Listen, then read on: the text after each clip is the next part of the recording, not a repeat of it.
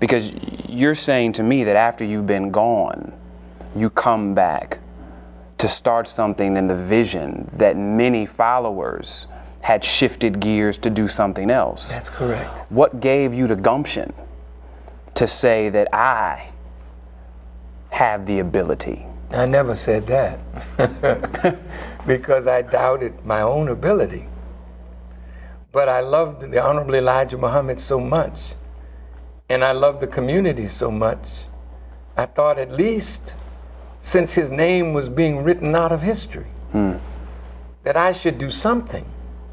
Because a man that great who did that much should never be written out of history.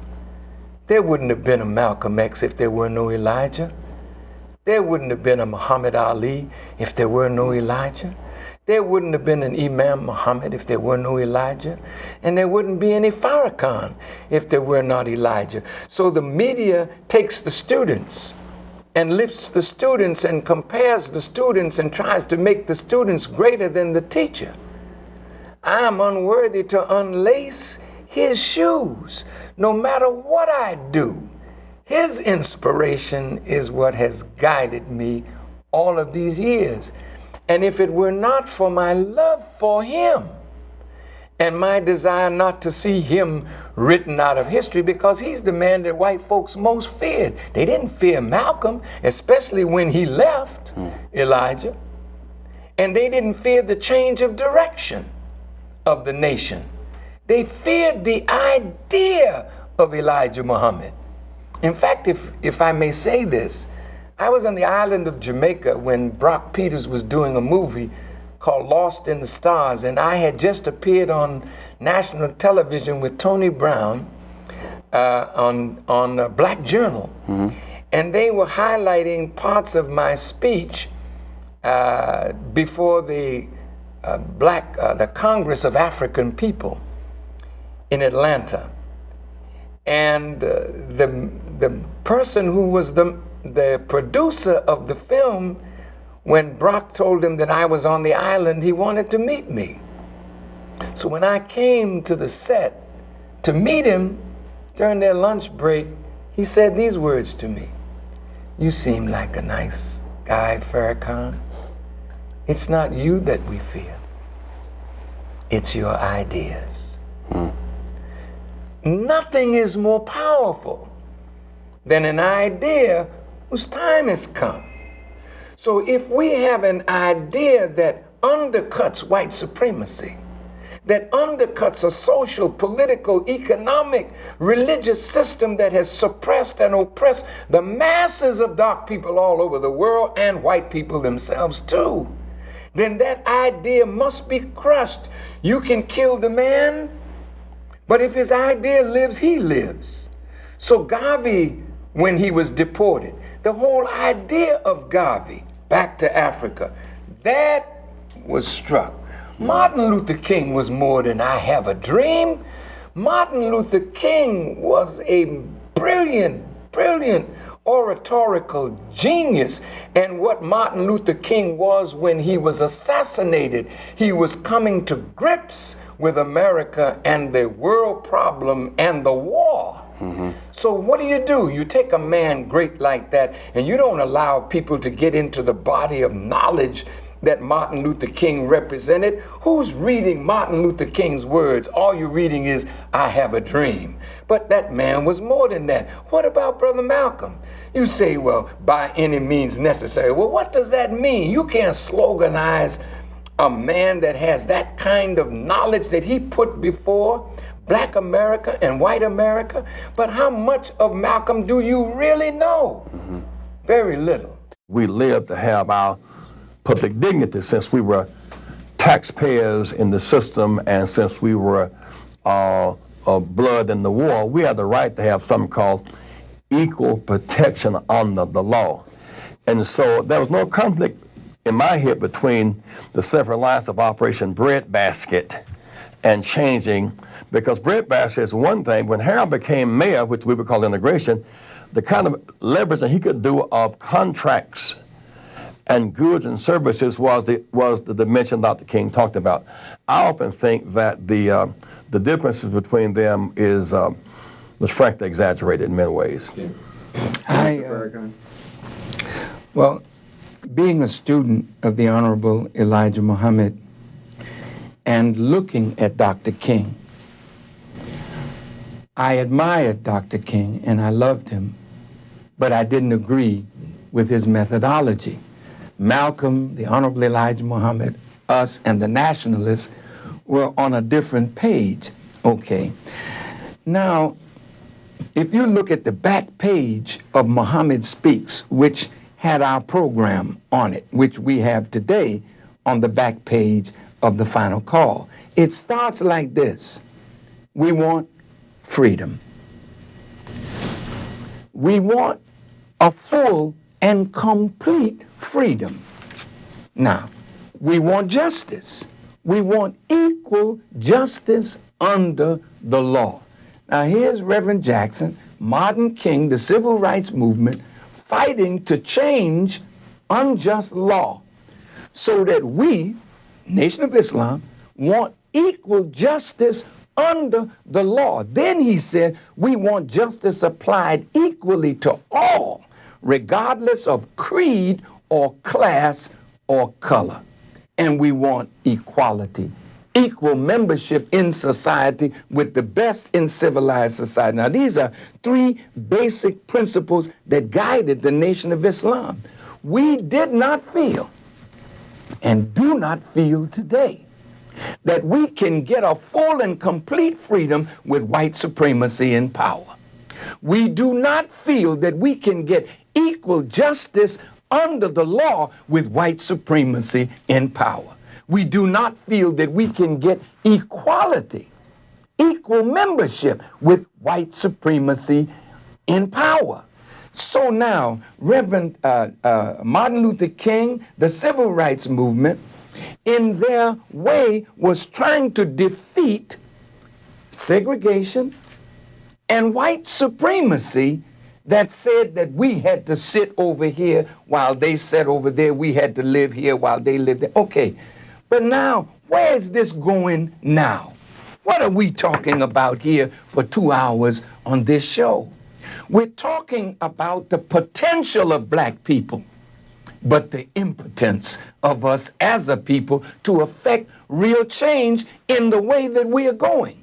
So now, if we united, just say, and pushed our way to destroy racism wherever it is, and white supremacy, what kind of reaction will that bring against us? And are we prepared for that? What is the future? Can we hang around here for the next 50 to 100 years waiting on good white folk to change the reality? Our people are dying as we are talking today. They're dying in the streets from a lack of health care, from AIDS, from drugs and guns and self-hatred. If we don't change these realities within the next 20 years, as a people, we might not even exist. They have skillful ways of killing us today. They don't have to use the gun anymore. They have chemicals. They have beautiful ways of getting rid of masses of people that they disapprove of. And this is why, Reverend Jackson, the scripture says, we war not against flesh and blood, but against principalities and powers and the rulers of the darkness of this world and spiritual wickedness in high places. While we are sitting here having this conversation, the satanic mind is also conversing on how to stop any black progress, because, as the Honorable Elijah Muhammad taught us, a rising force pulls apart and destroys a falling force. And as Bush was looking at this from the top down, we, like Jesus, are looking at it from the bottom up. When Jesus came into the world, whether we like to admit it or not, he was a revolutionary. And he said that those who were in the light would go into darkness, and those that were in the darkness would come into the light. So as we rise, somebody else falls because their power is built on our backs. And that's why they killed Jesus or put him in court, and that's why you've been to jail, and that's why I'm probably going to jail. Because if we speak to the poor and shake the poor, that's the earthquake that begins to topple the buildings of America that have built on the backs of the poor. And that's why they don't want black leaders to be concerned for the poor. And any black leader, go throughout our history, that spoke and the poor listened, that man was set upon. Martin Luther King was not a man who just said, I had a dream. If you read Dr. King's speeches in 65, 66, 67, 68, that man was evolving into a giant intellectually, and it was that for that reason that he was killed, because the two of them were not as far apart as it appeared. Neither is Reverend Jackson and myself. The NAACP Executive Secretary, Director Ben Chavis, appears to have a great deal of respect for you. Now that you've had the first meeting of the Black Leaders Summit in Baltimore, Maryland, what will you present as an agenda to propel the group forward aggressively? Program with the Hon. Elijah Muhammad.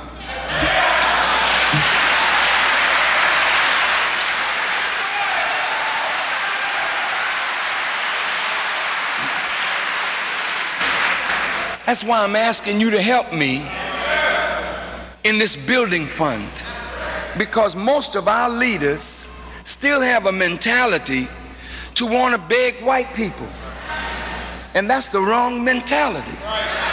We have got to make demands on ourselves and on our people first, then a demand on government. There's $300 to $400 billion among black people. That's enough to support every black organization by ABC, CBS, NBC, CNN, set up multiple factories, international trade and commerce. You're just throwing your money away. So you need somebody to help you see the value of our unity and the pooling of our resources. And that's what we're going to attempt to do with the summit. And I believe they're already on that road, but I would hope that you would back me up so I can show them an example of what a few people pooling their resources can do. And then if all of us did this with the millions that we represent, my God, we could almost change the condition of our people overnight.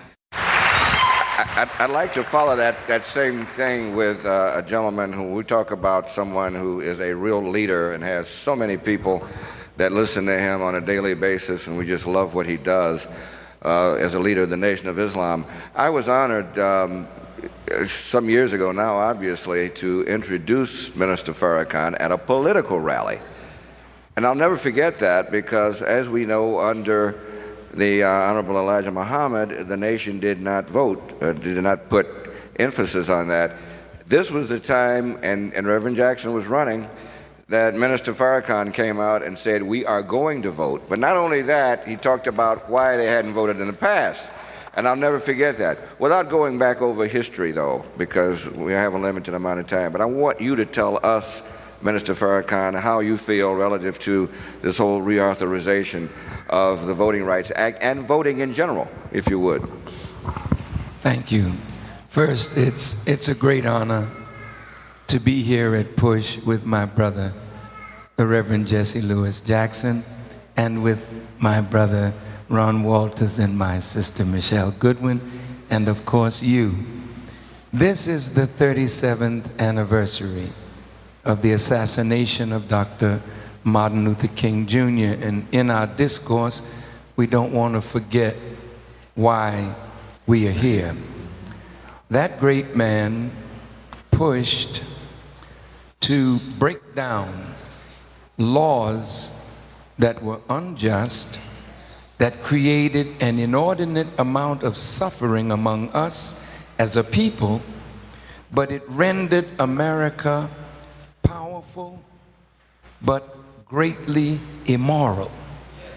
So Dr. Martin Luther King, in fighting to make America more just, he was fighting to give America perpetuity. Because whenever a nation's evil outweighs its good, there's a force in nature that removes that nation, no matter how powerful that nation may be.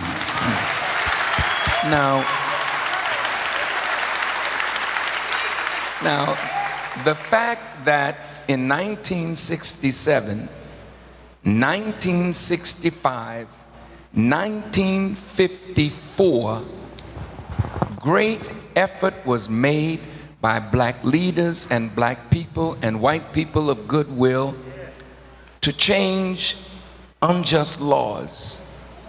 50 years after Brown versus the Board of Education, we are still in segregated education and inferior and inadequate education.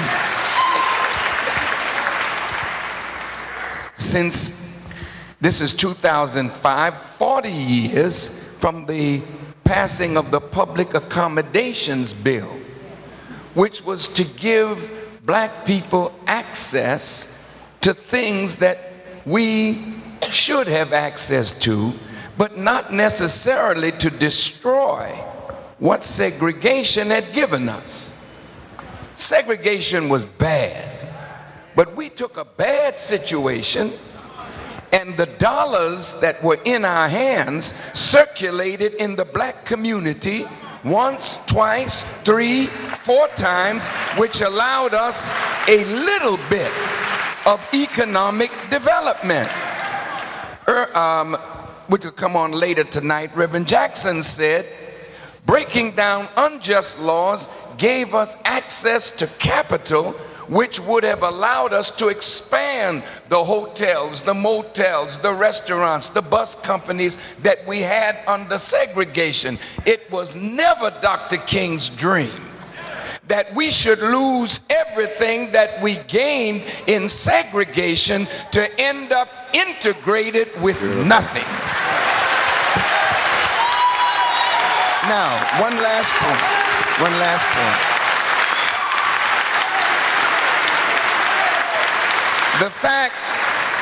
The fact that my brother Ron Walters and my brother the Reverend Jesse Jackson recognizes that in 2007 the Voting Rights Act comes up for renewal, but the critical parts of that Voting Rights Act is not that we will have the right to vote or not, but enforcement powers.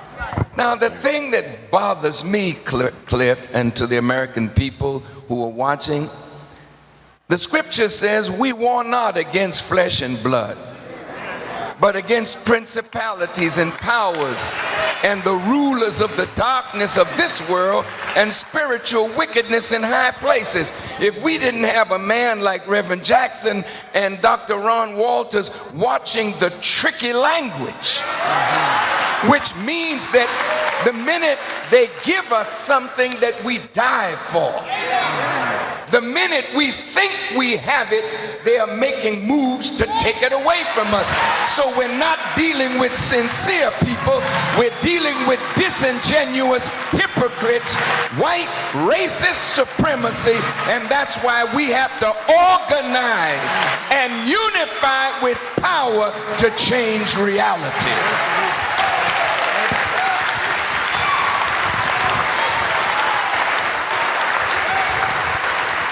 Excuse me for getting a little loud.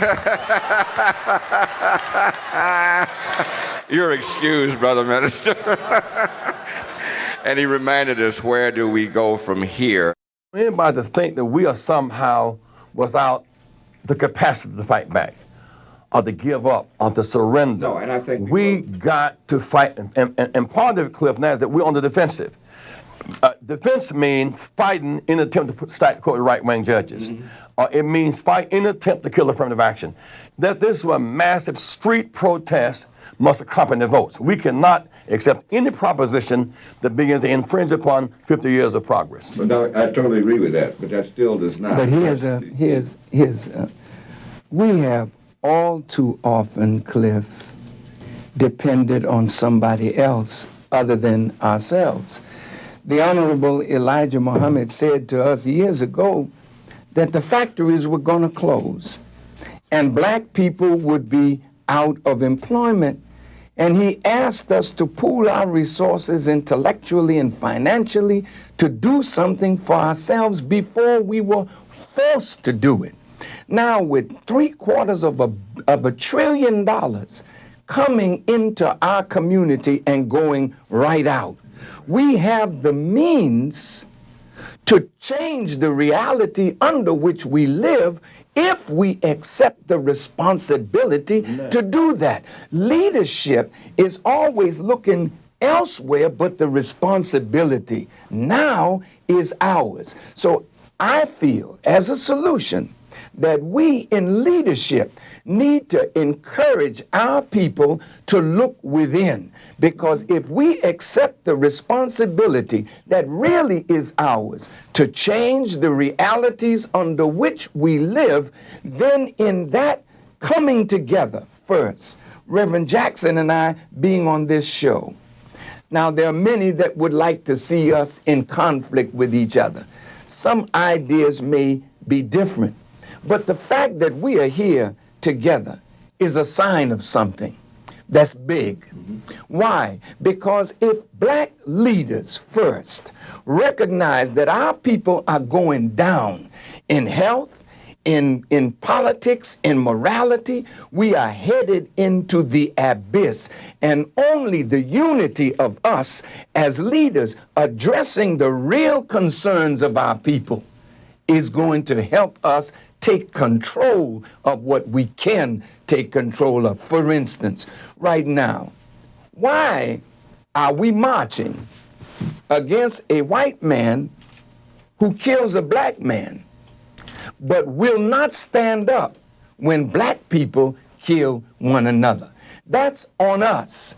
We have to accept the responsibility to make peace in our own communities, that our elderly and our young can live in safe communities. Then we can invite investment into a peaceful community. Once we are united, we can begin to unite that $750 billion to make a difference for ourselves. So really, the burden is on us. And if we become that unified black community, our leverage will force government to react. The Honorable Elijah Muhammad said to us, our unity is more powerful than an atomic or hydrogen bomb. And if this enemy is frightened of weapons of mass destruction, what would he do if he saw all of us in unity planning the development of our people in an intelligent way?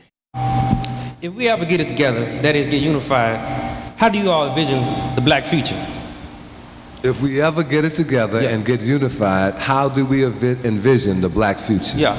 I think you said, if we all got it together, what would your vision be for us? Am I correct? Yeah. Something like that? Yeah. Brother, if we all got it together, whatever you envision, you could make it happen. The unity of all of us is all that is necessary to solve 99% of all our problems. Right now, our unity would put $400 billion active dollars in our hands, which makes us the 10th or the 12th richest economy in the world. With that kind of money, if we got it together, you wouldn't have to rely on CBS, NBC, ABC, CNN, You could own your own television stations across this country. Go ahead, Brother Madison. To tell your story. You could put your satellite up, talk to the world. If we got it together, Lord, you could own millions of acres of farmland and grow food that is not poisoned with the death-dealing the poisons that the profit merchants of death are putting in our food. Brother, whatever you can vision and want, our unity would bring it into existence. And that's why they fight so hard to keep us divided. May God bless us to become united. Why so many black people are killing each other in Africa today? You don't have to go to Africa. You say, I want to know why so many black people killing themselves in Chicago today. Because we're all under the influence of a vicious, unseen enemy who is working through our ignorance to make us enemies of one another. That's why we're killing each other. We're ignorant. And somebody bringing the guns in. How many guns did you make? You ain't driving by with a zip gun. Where did you get the Uzi? Where did you get the street sweeper? Where did you get the AK-47? Where did you get it? White folk. They made it and brought it to you. You ain't got no power and you feel like you get that gun in your hand, you got a little juice. You're not a chemist. You don't know how to make no crack. If you did, you'd put him out of business, wouldn't you?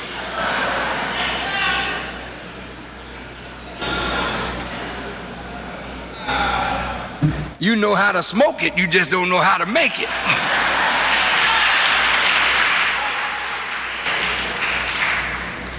So once we can destroy ignorance from our people, we destroy the field in which Satan works. The Bible says, my people are destroyed for the lack of knowledge. And that's why the greatest thing that our people can have today is a teacher. And the Bible says, how can they have a teacher? How can they know except they have a teacher? And how can they have a teacher except he be sent? Because I've seen you engage artists, and I know about meetings that have happened that never reached the press. Violence that was curtailed as a result of you having sit-downs with individual artists in their camps to calm beefs. But where have your contemporaries been? Where have those that have been quick to condemn their own children for the language that they use and the behavior that they're engaged in?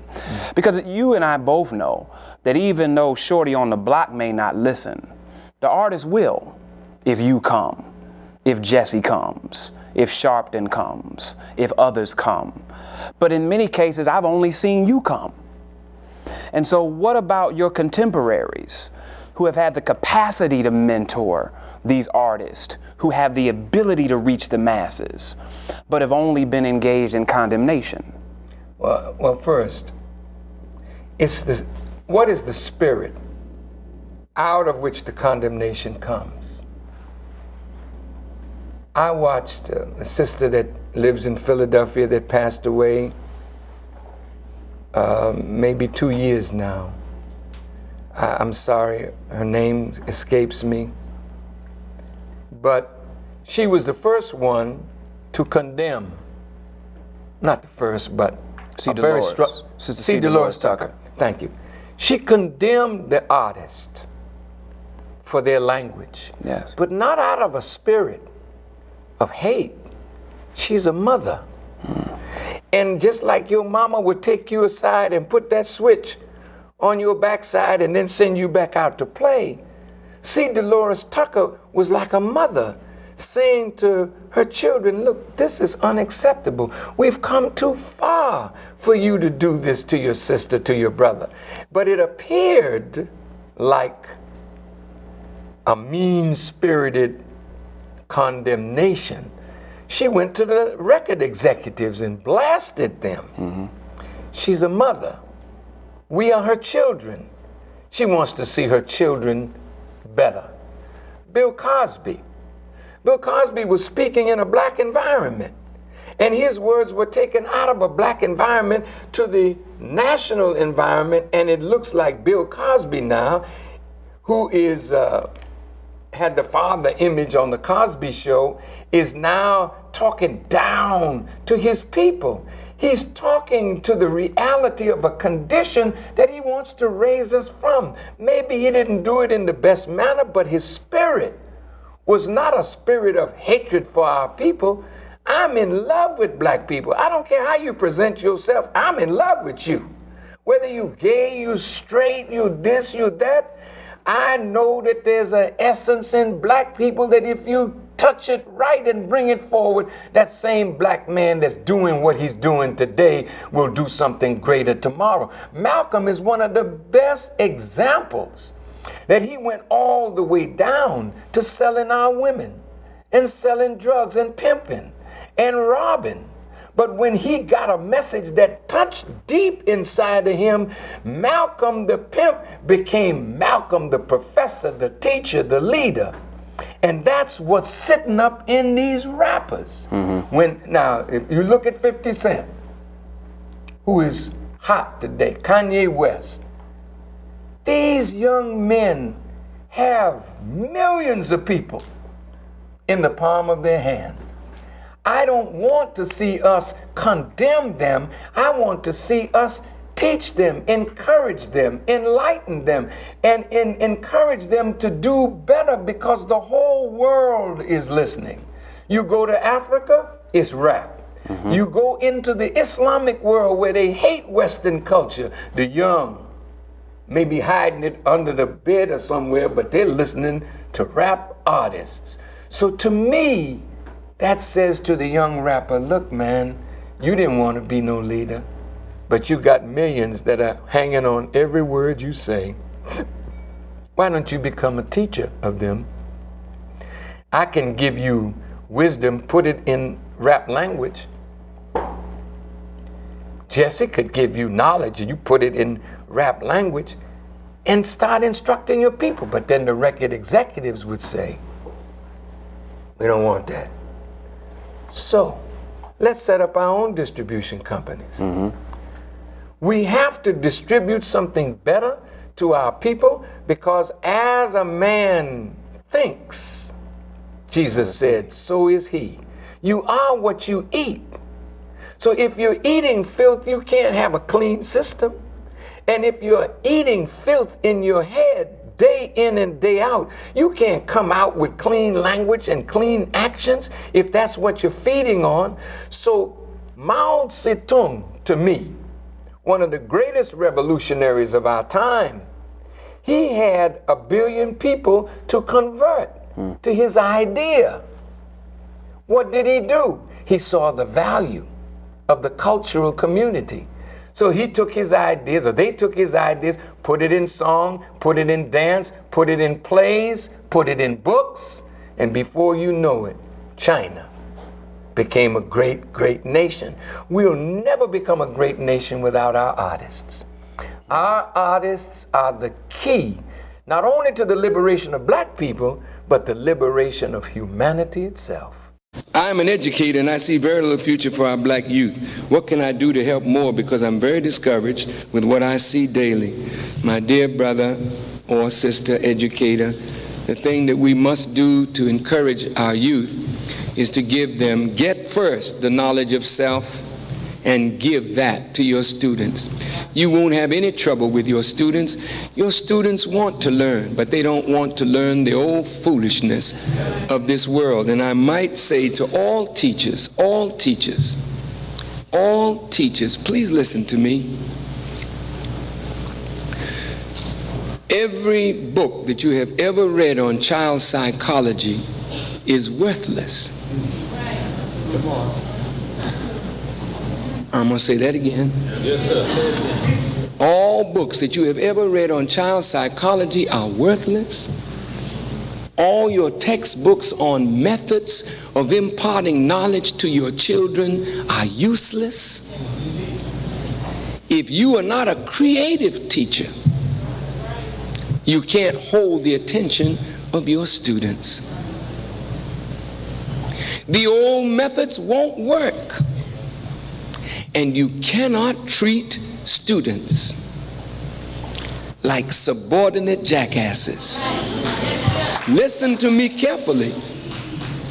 You cannot treat your children that way. You're going to have to learn how to deal effectively with human beings. God is growing these young people right out from under your grasp. And it's not because the young people are so bad, it's because their elders aren't good enough to handle them. And that is the truth. If you, the teachers, would recommit yourselves to study, forget about your master's degree, forget that. Because that didn't qualify you to deal with today's youth. Forget your doctorate degree. Not forget it in the sense that it's not valuable. Of course it's valuable, but I'm not saying that you should forget it in that sense. But don't rely on it, because you have to come into a whole new understanding today to deal with our young people. And I respectfully suggest to you, you can't browbeat them and get the best out of them. I respectfully suggest to you, you can't sell wolf tickets to children, because today they buy them. You got to treat people, whether they're little people or big people, you got to treat people the way you want to be treated yourself.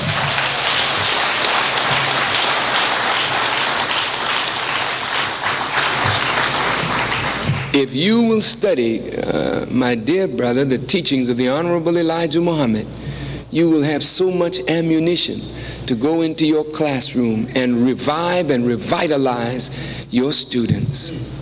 May Allah bless you, educator. You are one of the most important people in our community, the teachers, the educators. You must recognize how valuable you are, but you must recognize how valueless knowledge is that has passed out of time. All right.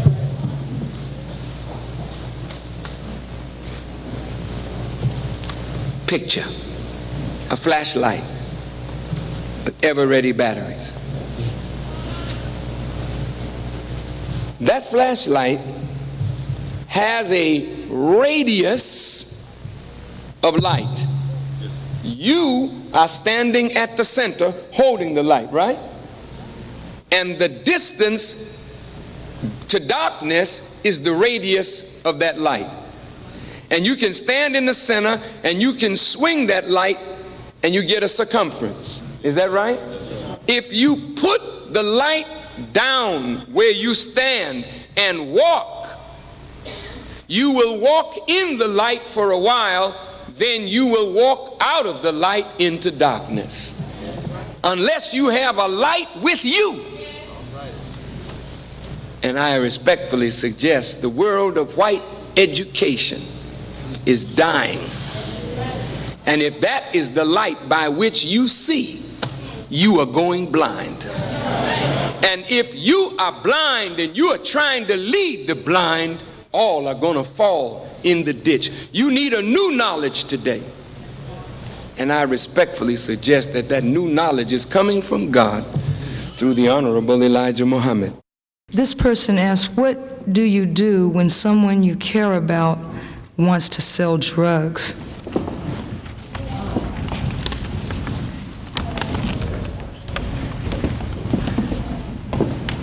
Well, you pray for them, and then you go to them and tell them in the clearest, straightforward language what this activity will produce. You cannot, as a friend, continue to be the friend of your friend when your friend becomes an enemy to himself and his community. You have to tell your friend with love, I love you, brother, and I love our people. And I'm sorry that this is the road that you're traveling. But I warn you, brother, that this is a dangerous road for you, for your life. And I refuse to take part in this with you or to be your friend if this is what you choose to do. Now, a man will think about that. He may not change, but you have to divorce yourself from such a friend. If you don't, that kind of friend will pull you down with him. There's an old saying, birds of a feather flock together. See, the righteous can't keep company with the wicked, even though we ourselves were once wicked and trying to get ourselves straightened out. Now just suppose, here you come. You become a Muslim. You work hard, you clean yourself up. You went and you saved your money and you got a brand new Chevrolet. And your dope selling friend, you see him. My man, how you doing? Give me a lift. He gets in your car. He got several bags of stuff in his pocket. Police come, pull the car over. He said, oh man. In your car. Right, right. Because he's going to try to get that stuff off of him. He's not going to say, hey, man, you know what I mean? I just got in my friend. He's going to try to duck it, throw it out the window, do something. Police pick it up. All right. They not only take him, but they take you, impound your car. Your car's gone. All because you had a friend. That you loved your friend more than you were strong enough to make that severance when you know your friend is involved in that. That's it, man. What's up, brother? How you doing? How are you? Can you drop me off? I'm sorry, man. I got a run to make and keep running.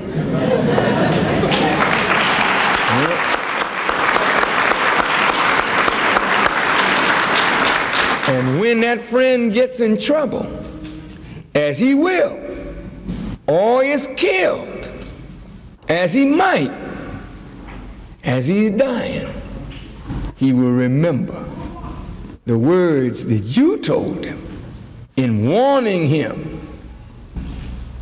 His blood is off of your hands. May Allah bless you to be strong enough to know that only Allah, the messenger, and the true believers are your friends. Seek friendship with God and the righteous. Yes, sir.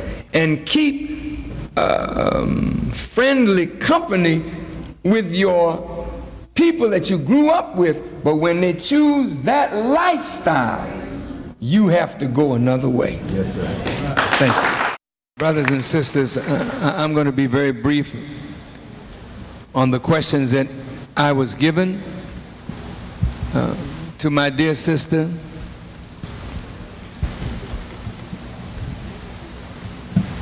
the unity of us as family means that even if you are a single parent with male children, if I am your brother, then your sons are my nephews. The problem with us is that you are raising your children by yourself without the assistance of strong males.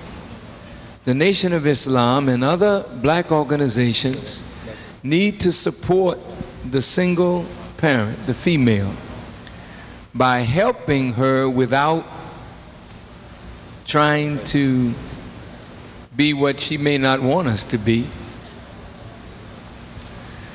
but being to the sons what they need for us to be. Women can rear men, but you have to be very strong. I had a strong black mother, no father. She was superwoman. And she beat me in line. I mean, I was not going to buck her authority. The strength of the black woman now is called into question because she has lost a lot of power to discipline her young men. We become your helpers if you will permit us. The Nation of Islam should offer, and the Brotherhood of the Mosque should offer that kind of support to you and your sons, for your sons are ours too. And it should be the same in all organizations.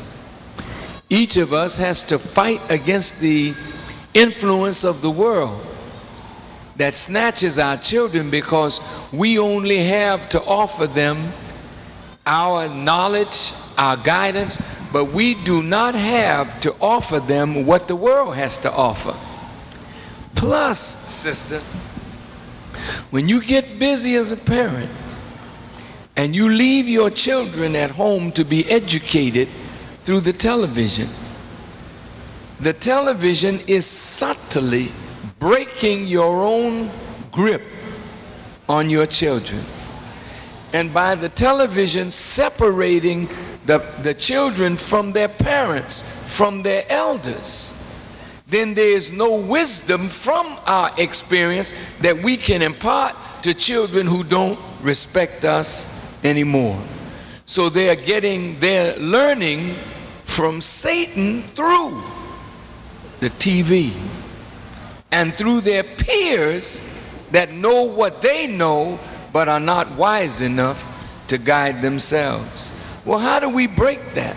How do we break that?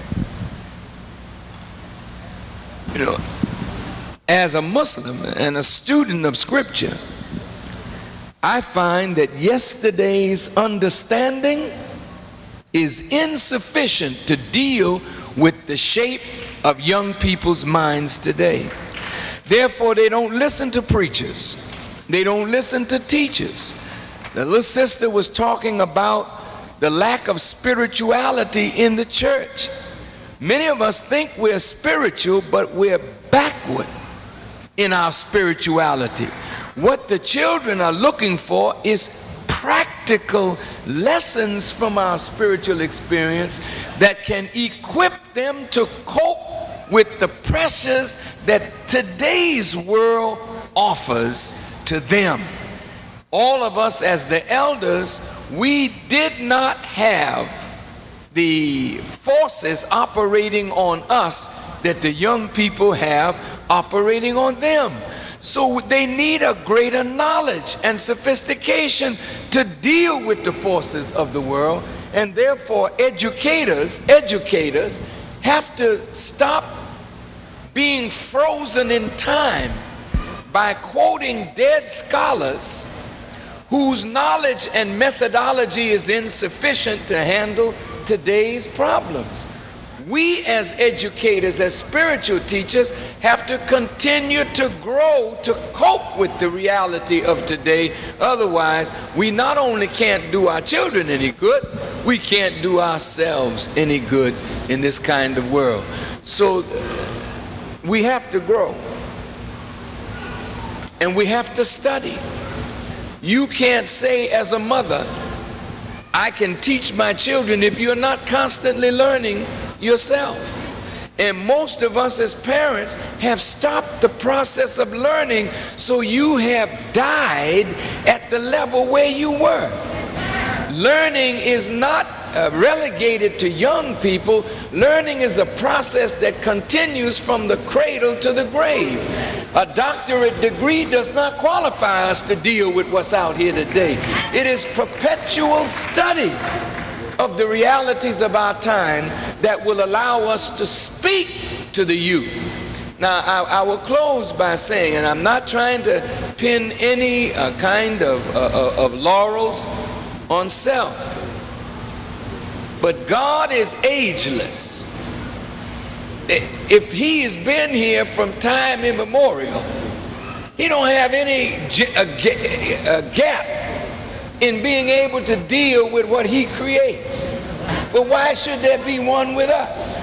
It's because we are not evolving with the God who comes through time. We get lost in time, then our children march on to somebody else's drumbeat because we are unfit and unworthy to teach them. This is why we're losing our youth, because we are unfit to teach them. The madness that we were taught in college is insufficient to teach our babies. They cannot eat garbage. That's what we were fed on, and that's why we are unproductive as a group of leaders. We can talk the thing, but we don't bring it into actualization, because white folk never showed us how to do the independent thing. They taught us how to function in their reality, but not to create a reality of our own. So all of us need to go back to school again. All of us need the process of learning again. All of us must come off of that plateau that we reach when they say we are a doctor or a master. And we must understand that we are students and we are children in the disciplines that we are studying, and perhaps we'll be able to cope with the evolved minds that we have produced. Children at 1 and 2 years old are manipulating their parents. If they can do that to you at 1 and 2 years old, what in the world will they do when they're 5 and 6 and 8 and 10? And there's no methods courses that white folk teach. There's no psychology that they teach that will enable you to handle the mind that God is producing from your loins. So the scripture tells you that the old generation, whoever that is, I don't know them, but I read about it. That old generation, so used to Pharaoh's way, they couldn't see self-determination. They couldn't see a way to make their children do better. So God said, let the old ones die out. And he took the youth and made something of a new generation. And I'm saying that we are losing our youth because we're not worthy to have them, because we think like the slave master wants us to think, and not the independent, self-determined way that God wants us to think. And so, my brother, for you to want to be a minister is a very noble desire that must be accompanied with study, but above all, discipline. And I would like to offer you an example in Malcolm X. Malcolm came out of prison and went to Detroit, Michigan. Malcolm was faster than any minister that was there teaching. Malcolm knew how to go out and get people, but the minister, who was the authority in the mosque, didn't know how to do it. Malcolm went out in the street and he got all kind of people to come to Mosque Number 1 in Detroit, Michigan to hear the minister. But he went to the Honorable Elijah Muhammad and complained about the old man who really wasn't progressive. And the Honorable Elijah Muhammad told him not to condemn the old man. Get under him, learn from him, and then go beyond him. If you cannot work under people, you'll never be a good person over people. So the training for you, or any of us who think we know more than those in leadership, and in every organization, there are always people in the organization who feel they're smarter than the leader. And that's why we don't have too much organization, because we challenge our leaders, break them down, and make it into leadership, and somebody does the same thing to us. So there's a method, there's a process by which you are sent. And the first thing you got to learn, in order to be a good leader, you got to be a good follower. In order to be a good teacher, you got to first become a good student. And one of the things I prided myself on is being a good student. I loved to follow the lead of Brother Malcolm when he was my teacher. I learned from him. I studied him like a man studies a book. When Malcolm was no longer there, I studied the Honorable Elijah Muhammad. I was obedient to him. There were people in authority over me. I had ideas, but they didn't like my ideas. Well, I wasn't going to buck them and destroy organization. I disciplined myself knowing that my time would come. And you know what? Cream always rises to the top. And all you got to do, you can shake the bottle up all you want to, sit it for a moment, and cream will rise to the top. No matter what gift you have, what talent you have, if you execute that talent within organizational structure, the people in organization will soon see the light and the gifts that you have, and they will automatically elevate you to become what you want to be. But never destroy leadership in order to become leadership. Support leadership, and God will bless you to do all the things that you wish to do. See me afterwards, and I'm going to give you a number that you can call me, and I can get you some material to start studying for your ministry. Thank you very much. Thank you. And brother, to you, you raised a good question about the deterioration in the education. That's by design. Not only black folk can't read, white folk can't either. There's a whole set of stupidity that is being foisted on America in general, black folk in particular, so that you can be manipulated through the art of subliminal suggestion. When you don't want to read anymore, then somebody has to read and interpret for you. And that's what the television is for. That's what the newspapers and periodicals are for. They are to interpret events for the ignorant so that they can herd you like sheep.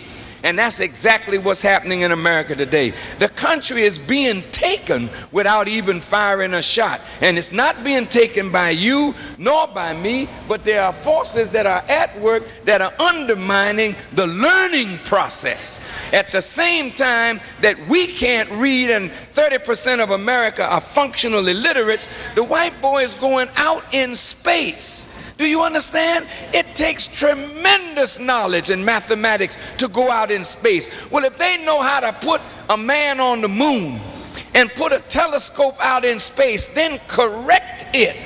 What do you mean to tell me you can correct something in space and you can't correct something that's right next door? No, this is a plan, and we are falling victim to a master plan to undermine and destroy. But by the help of Almighty God, when this kind of talent comes together in one room to not show off what we know, but to subordinate what we know to complement the knowledge of one another for the good of our people, then we can break the cycle, destroy the plan, and free our people. White folk have agreed not to fight, but something has broken their agreement. Check Bosnia, check Chechnya, check Russia, and the breakup there. That thing is going to spread right through Europe if they're not careful. And white folk will be killing each other one more time over the spoils of Africa. Let's get busy. I think with God's help, I hope I've answered whatever I could of your questions. Domestically, I've mentioned education, the health problems, the church, the media. Tie all this in together, and of course, many of these things, Brother Minister, would take money, and there is no money. The deficit is higher in this country than it has ever been in the history of the United States, and we came in with the greatest surplus we've ever had. So over $1 billion a week spent in a place where, as you pointed out earlier, if the people in Iraq wanted democracy, it was up to them to get it. Not for us to do it. And of course, that's not why we went there. Remember the weapons of mass destruction? The eminent danger? How many people would have voted, do you think, to say, we need to democratize Iraq? How many of the senators would have voted for that? Very few. That's right. My brother, you know, the teacher of the Honorable Elijah Muhammad, most of you may not have heard of him. We call him Master Farad Muhammad. He came here in the 30s, and he taught the early followers of Islam to throw everything in their medicine cabinet out. And he said that your hospital is your kitchen. And if you know how to eat, to live, and you know the chemistry of food, which is the chemistry of your body, then you can heal much of your illness by what you put in your mouth. And most of us that followed the Honorable Elijah Muhammad, I mean, it was frightening in a sense, because we never saw death. In fact, so few people died in the Nation of Islam, one man could go all over the country and say Muslim funerals. And the older people in the mosque were all spry and full of vigor and vim and vitality. And all of that was not due to going to doctors. It was due to eating properly and thinking properly. So you don't need necessarily a lot of money to correct a health condition. You need a lot more sense. And the more knowledge you have of what this is that God gave us, this marvelous, magnificent creation called the human body.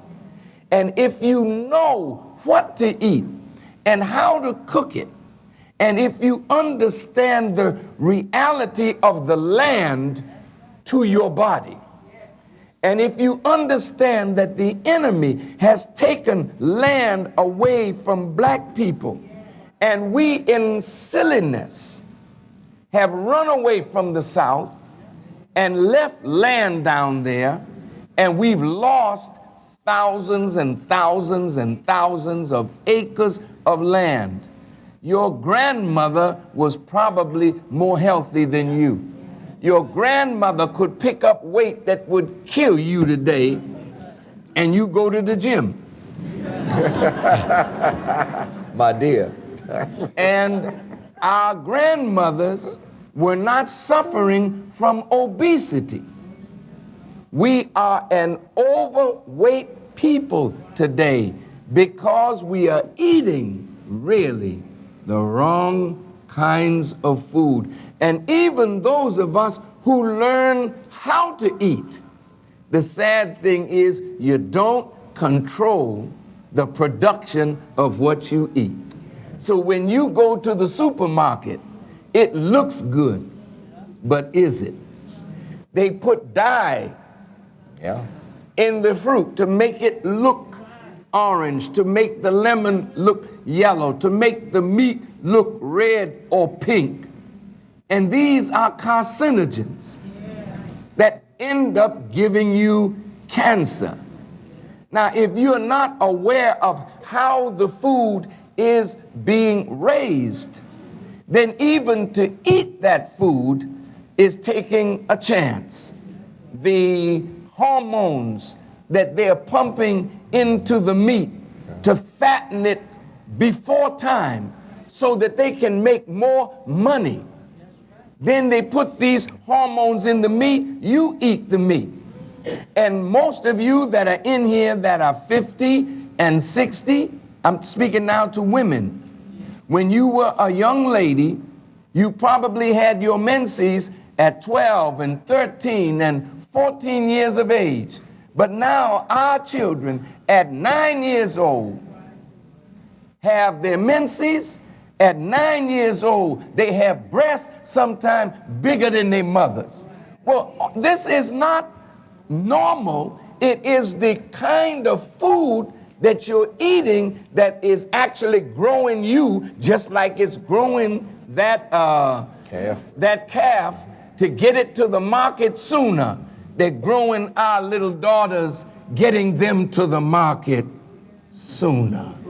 And while you are busy working, your fine-looking 9-year-old, your lovely formed 10-year-old, your beautifully figured 11 and 12-year-old is being sought after by men who have no job, nothing to do. So the woman, the woman who is the natural protector of the child, you are not there now because you have to work and the man is not there, so the children are being warehoused, and most of you even have been abused by uncles, by fathers, by grandfathers, by cousins, by brothers. You know the effect of this on you. And today, with your children coming to farm so young, most of them are abused, are misused. We got a lot of problems, and we're not going to solve them by our leaders putting our minds in the sky after we die. We've got to figure out how to live on this earth and get the best out of what God intended for us to have. This is a sister asking a question. What does a black woman do when there is a man in the house that does not help to raise the children? Well, that's a heavy question. I don't know what you mean, help raise the children. There's a man in the house. Are they his children? Is he a roomer in the house? Is he shacking in the house?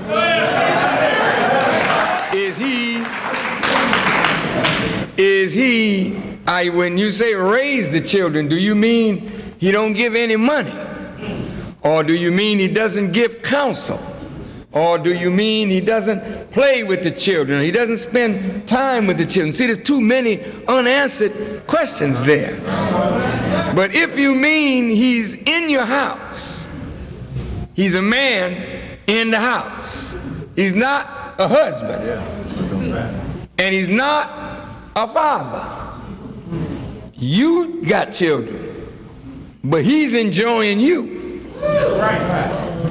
But not doing nothing for your children, because he didn't come there for your children.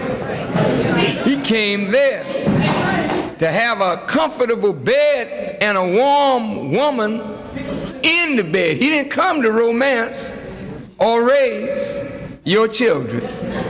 And a wise woman, before she would let a man come in her house, she don't think about her sexual and biological need.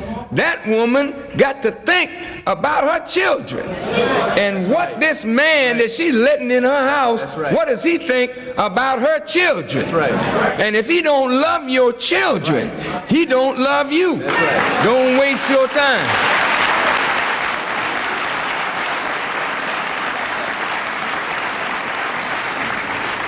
And when a woman has young daughters growing up, you better be careful what kind of man is in your house that you want to raise your children. You raise them all right this way.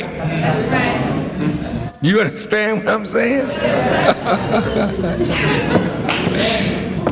I don't know whether I ever answered that question.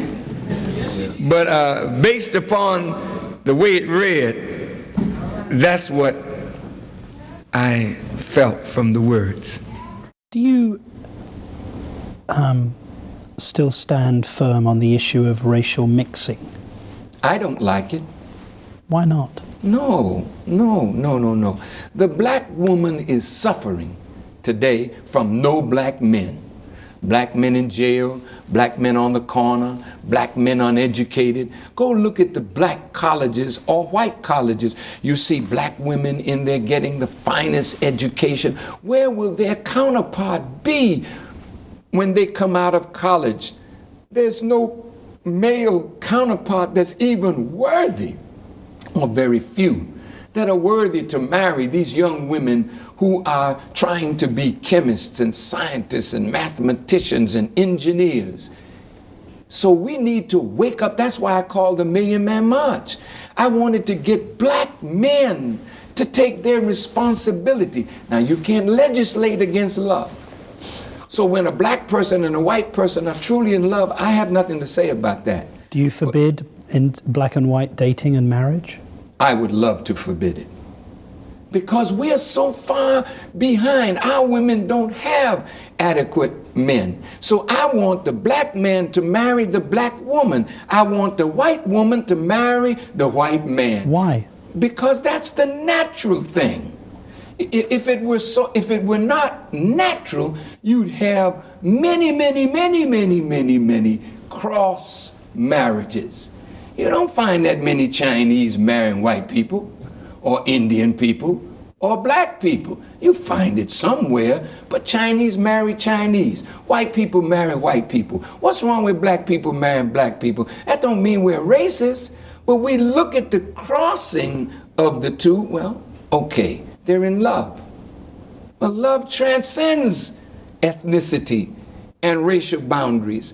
And there will come a time when human beings will love each other enough or respect each other enough that there will be a cross between this and that. But the nature of things is, if China became Muslim tomorrow, they ain't marrying Japanese.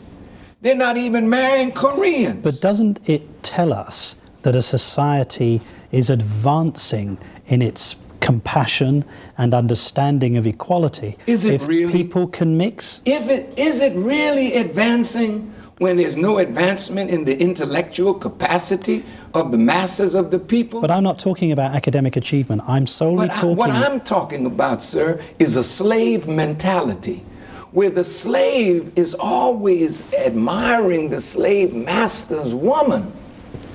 And there was a time in America just a few short years ago that we could be lynched for just looking under a white woman's dress that was on a clothesline, much less trying to get sexually intimate with a white woman. So that history is right with us. You know, when you talk to me like that, I want you to sit with Jewish people and ask them, how far have you grown? Are you willing to marry a German today? Is that easy for you? How do you bring a German home to someone who has the numbers engraved in their hand that they were a victim of the Holocaust?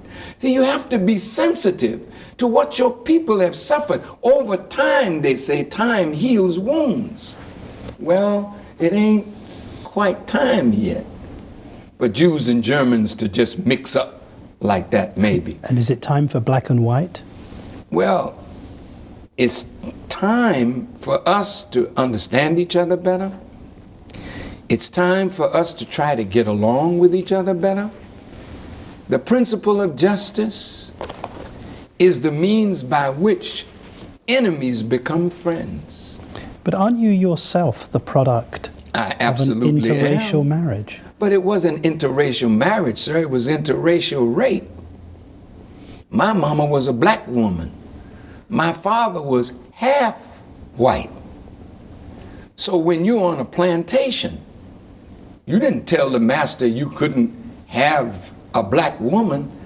White men have always had access to the black woman, and because of that, lighter-skinned black men and women were fashioned out of that relationship. Today, well, that's a voluntary thing, but in those days, it was actually rape. Please discuss the courtship process. No, I just had to clear my throat. Brothers, sisters, There are a lot of singles here. How many of you over here single? Single sisters? All y'all single? How many of the brothers are single? Ooh. Big field awaits the wide awake man.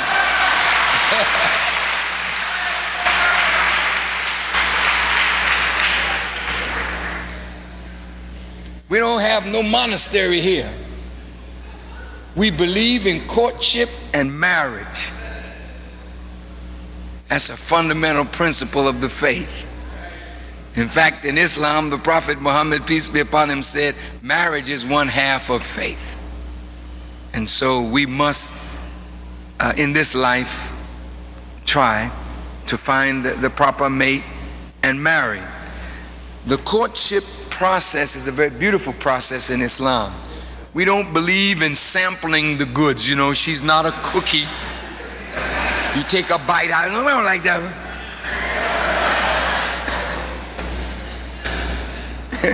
And sisters, same thing on your side. I'll try that brother out. I'll try the next one. See, marriage, real marriage is not physical. Real marriage is spiritual. Even though we're attracted to each other initially on a physical plane, you can't remain together if you're just physical. It's got to go deeper into the spiritual. So in Islam, we don't allow, you know,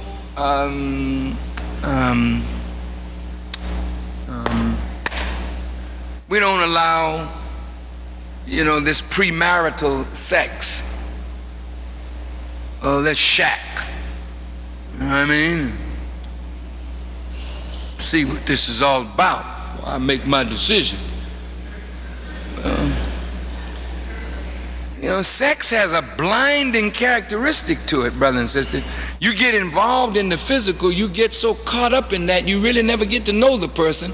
And down the road a piece, you start seeing past the sex now. Because see, all of that wears out. Over time, of course.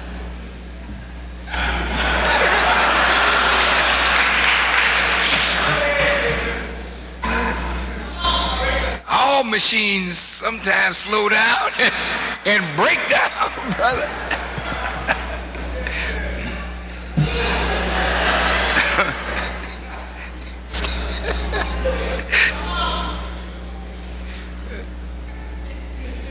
So when you get so sexually involved, you become blind sometime to the real person. So in Islam, where there is not premarital sex, courtship is very critical. How it's done.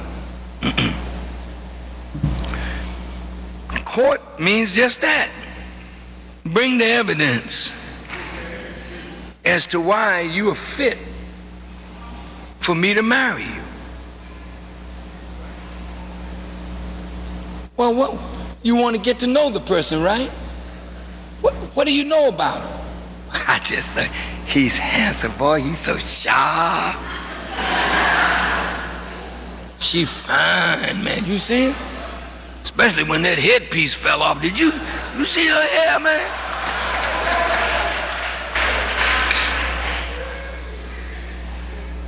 No, man, that wasn't no weave either, brother.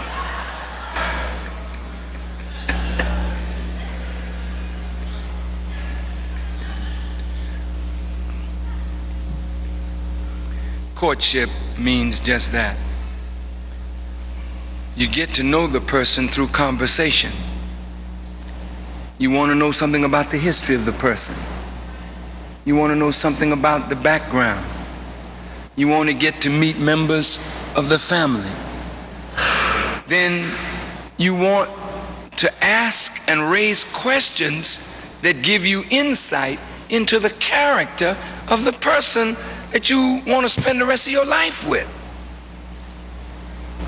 But if you're all enamored by the good looks or the fine body and all this kind of stuff, you may never get to the real issues. until down the road, 2 or 3 children here, and you finally get around to the real issues of life and find out you shouldn't have been married in the first place. And that's the way most of us have been, isn't it true? We got married, but we had a lot of sex before marriage, and then ended up marrying probably because sister got pregnant, and you said, well, we hanging, you know, we'll get on, we'll get married, that's it. And then later on, when the sex wore off, you begin to see things, and you, I didn't know you was like that, but I don't know why. I've been this way ever since I was born. And then you end up in bad shape, brother. End up fighting her, killing her. She end up killing you, fighting you, and the children end up suffering. So the more time you take to explore the mentality, the characteristic of the person, then the better decision you will come to. And as long as you haven't made any definitive decision, then courtship is a great process. You know what I mean? No commitment there. You haven't gone to bed with her, so you ain't made no commitment. And even if you put a ring on her finger, it ain't never too late to say, well, wait a minute, I think I'm making a mistake here.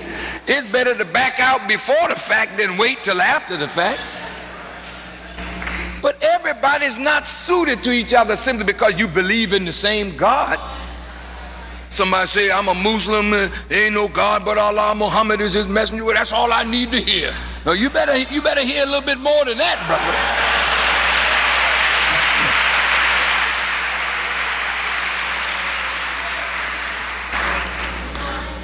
I'm writing a book on that process, by the way, and so I'd like you to study it, because what white folk have been knowing, we don't really know, that there is a science to procreating the human species.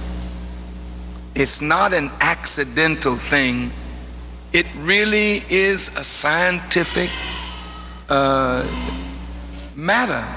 And if you really know what you're looking for in a woman, and you will know what you're looking for if you know who you are. And the first person you gotta discover is yourself. So before you go run looking for a woman, you know, look at who you are. Well, who am I? Well, I'm this, I'm that, I got this kind of characteristic and that kind of characteristic. You gotta be very honest with yourself. And when you see your weaknesses and your strengths, have you ever put down on a piece of paper what your strengths are and what your weaknesses are? And then look at yourself. Now, if I want to make life better in the future, I got to marry a woman who can negate some of my weak characteristics.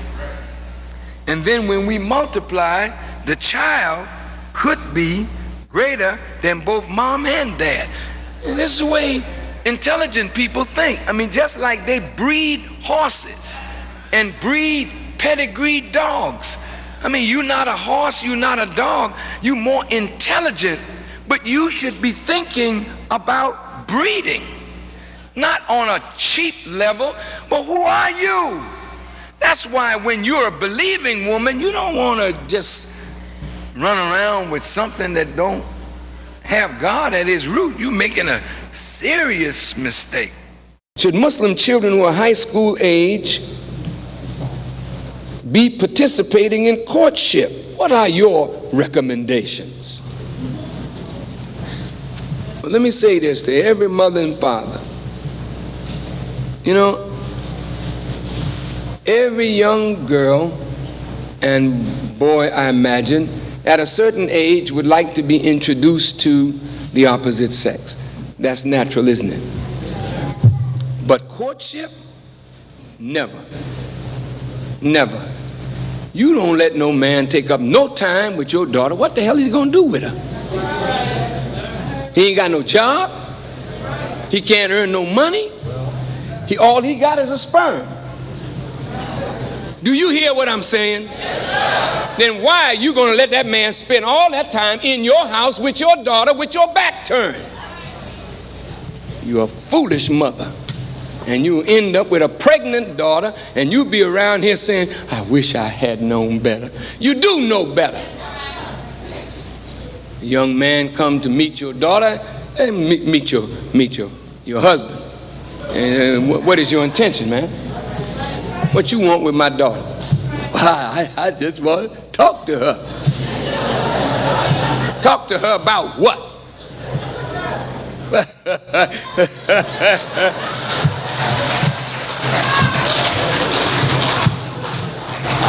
What grade you in school? 6th grade.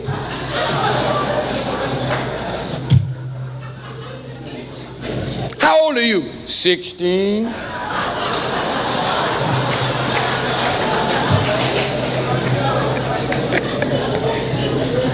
What are you going to do with your daughter? All they can do is get in trouble. We should have the youngsters meet each other and have social relationships, but under the watchful eye of wise ones. Let them enjoy each other in a beautiful way. But what a courtship is for people that got something to offer, serious. Ain't nobody on this side that's 16 years old serious. They don't know what life is. Ain't got no job. They looking to their mom and their dad to buy them their clothes. How in the world they gonna buy clothes for your daughter and a baby on the way? Common sense tell you what to do. Just use your common sense. No, high school age, nothing in no courtship. Go to school.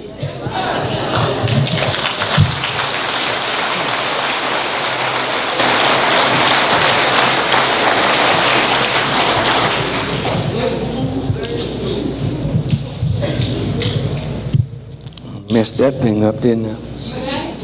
What is your opinion on Muslim mothers who know the laws of Islam and tell their children it is okay to have sex, just protect yourself?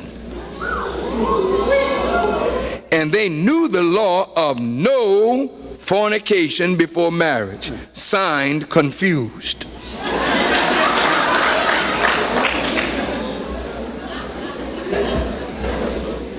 Sister Confused. Why are you confused?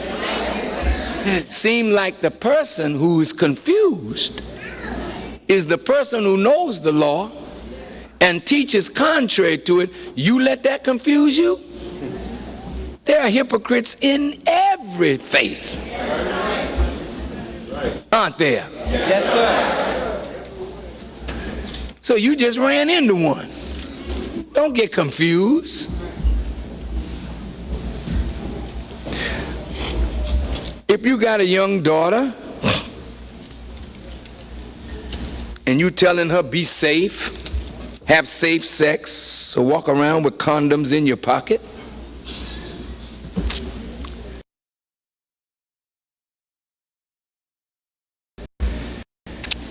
you may think you're doing all right by your daughter.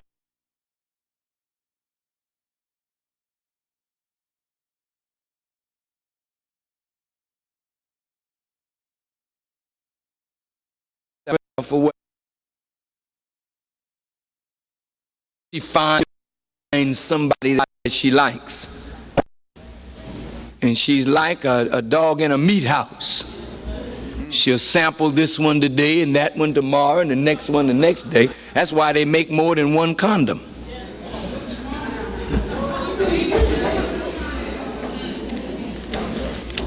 You hurt yourself, sisters. You think you're having fun, but you're hurting yourselves.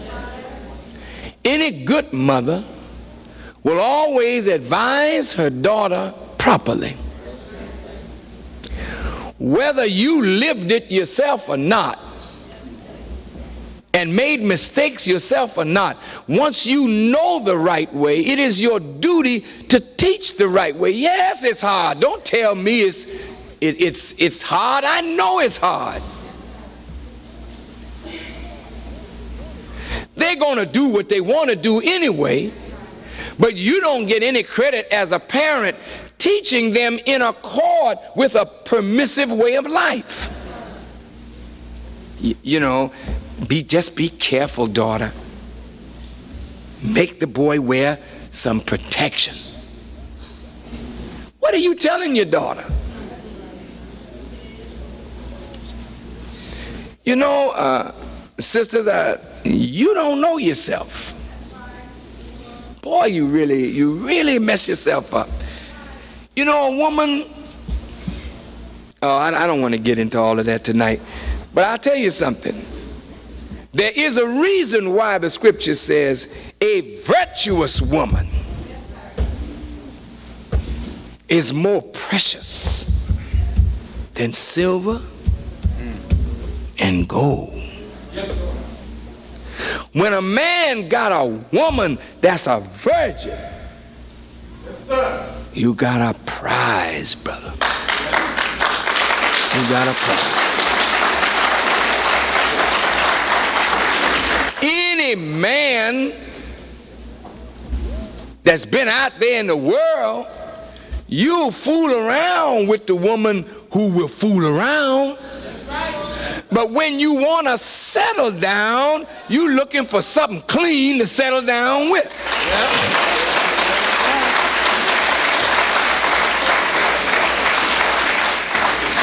You don't want a woman that's like Grand Central Station. All the trains have stopped there.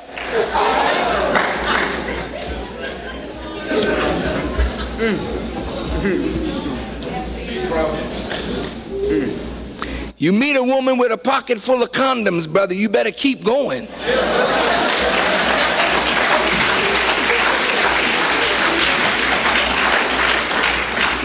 And I bet you the mother that's advising a daughter like that ain't got no man.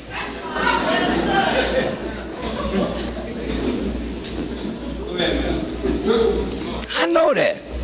I know you ain't got none and ain't gonna get none. Say you buy one for the evening, but you won't have no man. Hell no, you ain't gonna have too much good. But you don't really understand what a woman is yet. You don't really understand who you are yet. You are so priceless and so precious. You just don't understand. I'm telling you, sisters, it is terrible to give yourself away, throw yourself away on some unworthy person that's just looking for a night of fun, and after it's over, you feel so empty.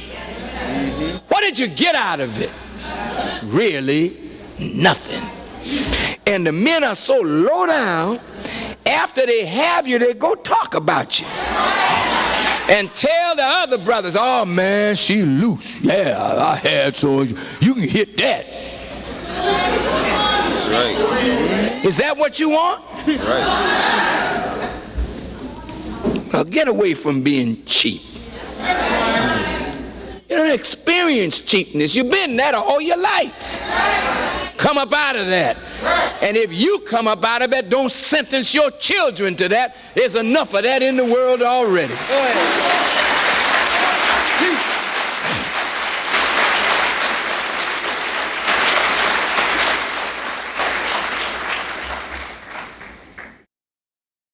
When in love with a woman whom I've been with for 4 years, and all of a sudden wants to do different things like wearing revealing clothing, and is influenced by material things and nightclubs and friends, and my word means nothing, I am really hurting. So what can I do?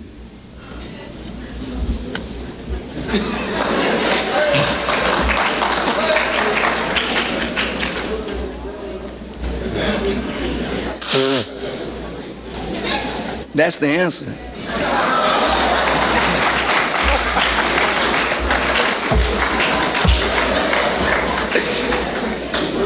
Brother, you know, things happen like that.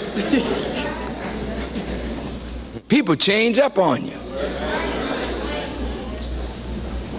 And when they change up on you like that, something has happened in the relationship. My mother used to have a saying, milk once soured, never sweet again.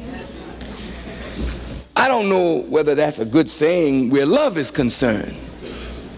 You might want to talk to her and ask her, tell her you've noticed these things and you want to know what's happening. And she might just tell you, I don't want you no more. And you don't have to say, what can I do? It's time to move on. And I'm going to tell you, brother, it takes two to love. And when things start turning all the way around, you have to, if you can patch it, fine, but don't be no fool. If it's changed up on you, then there's somebody out there that will love you. How does a sister deal with the first time domestic violence? Do I leave or try to understand this? How do you try to understand a whooping?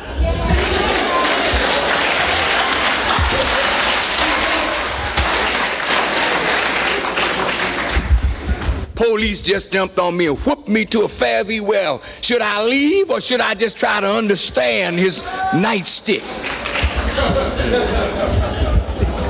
There ain't no understanding. We got to get an understanding, brother, that you don't beat your wife. We got to get an understanding, brother, that there's another way to do this other than whooping on a woman. I know some of them need it. Brother Farrakhan, I thought you was our friend. I am, sister, but you know some of y'all need a whooping. You push a man sometime till he whoop you. Some of you don't even feel good unless his fist is living in your mouth like a dentist. But I'm telling you, as a man, brother, I can't see myself as no man whooping on no woman. If I got a whooper, I don't need her. I don't want a woman that I gotta beat. If I can't approach my wife with reason and say, no, sweetheart, this is, the way it should be done, and this is why. Well, no, I ain't gonna do it, and that's it. You can do what you want to do. And that's right, baby.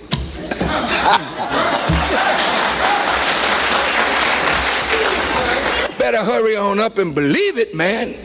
You don't love that hard that you can't leave what you love. But beating her up, what does it prove? That don't make sense. You gotta beat her, then get into bed with her? You gotta beat her, then you dumb enough to sleep?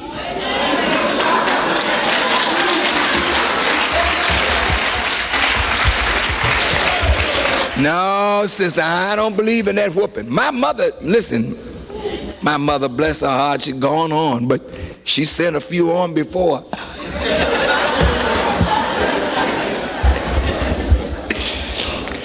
My father, she said my father beat her one day. Must have put a whooping on her too. And she's a tough woman. She waited for him to go to sleep. Now, I'm not giving you no suggestions, sisters. She waited for my dad to go to sleep, and while he was asleep, she went and took all the light bulbs out of the lights.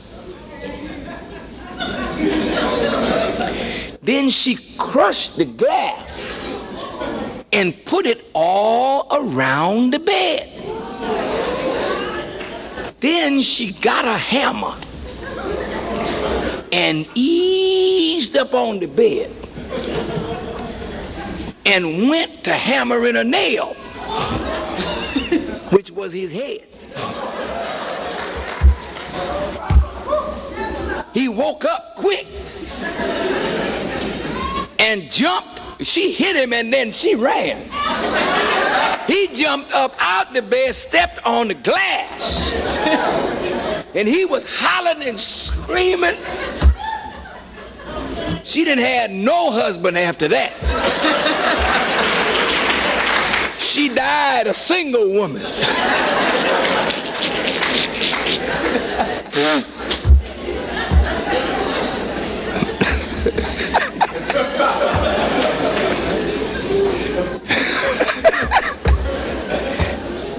Brother, some of these sisters don't pay the whooper, man.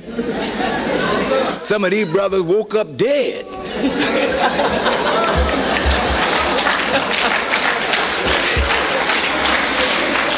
No, sister, I'm just going to be really sit down and talk with your husband. You know, I hit my wife when I first became a Muslim. I really did. She was pregnant with Maria. And I went upside her head because they told me I was a god, you know what I mean? She didn't look like she wanted to believe it. So I was gonna make a believer out of her, you know? So I smacked her upside her head and she smacked me upside my head.